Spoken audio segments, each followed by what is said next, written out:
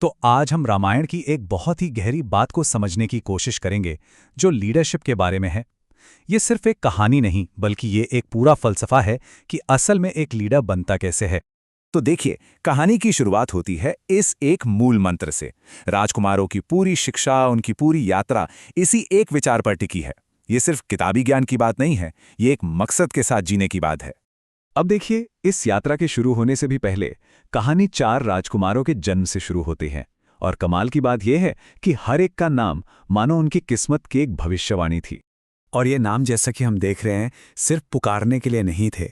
ये तो एक तरह से वादे थे, इस बात का इशारा थे कि उन्हें आगे चलकर कितना महान बनना है।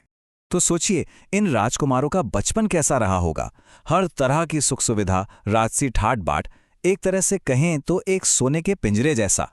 मतलब एक ऐसा जीवन जहां कोई चिंता नहीं, कोई मुश्किल नहीं, सब कुछ एकदम परफेक्ट। बाहर की दुनिया कैसी है, उसकी कठोर सच्चाई क्या है, इससे वो पूरी तरह अनजान थे। लेकिन ये जो आरामदायक जिंदगी थी ना, ये हमेशा के लिए नहीं थी। उनके लिए एक बिल्कुल अलग, एक बहुत ज्यादा मुश्किल रास्ता चुना गया था। अब यहीं पर एक बहुत बड़ा सवाल उठता है, आखिर क्यों कोई राजा जानबूझकर अपने लाडले बेटों को महल के आराम से निकालकर एक तपस्वी जैसी जिंदगी जीने क्यों भेजेगा? इसके पीछे की सोच क्या हो सकती है? और देखिए, फैसला हो चुका था। ये कोई आम स्कूलिंग नहीं थी, ये एक बहुत बड़ा सोचा समझा कदम था, जिसे ज्ञान के सबसे पवित्र दिन बसंत पंचमी पर लिया गया। ये उनके एक योग्य लीडर बनने की तरफ पहला कदम था। तो राजकुमार पहुंच जाते हैं आश्रम, और यहाँ की दुनिया बिल्कुल अलग थी। यहाँ के नियम कानून ही ऐसे बनाए गए थे कि कोई बड़ा छोटा अमीर गरीब ना रहे, हर कोई बराबर हो। और ये नियम देखिए जरा, हर एक नियम का मकसद था चरित्र बनाना। मतलब अपनी शाही पहचान को पूरी तरह से भूल जाना और ये याद रखना कि आखिर में सब इंसान ही हैं। खासकर ये जो भिक्षा की प्रथा थी, ये बहुत गहरी थी।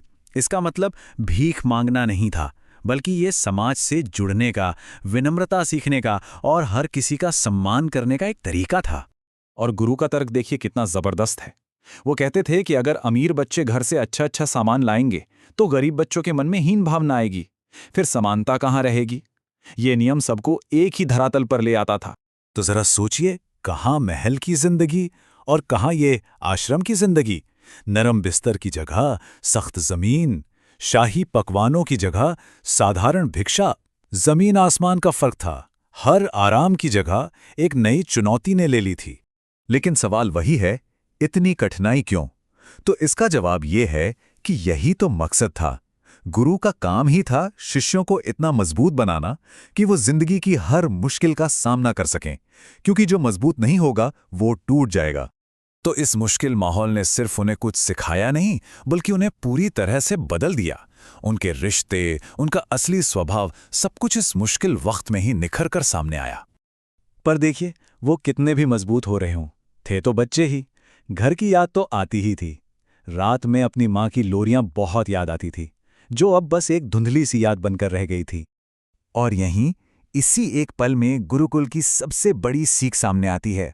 सबसे बड़े भाई राम एक राजकुमार की तरह बर्ताव नहीं करते, बल्कि एक माँ की तरह अपने भाइयों को संभालते हैं।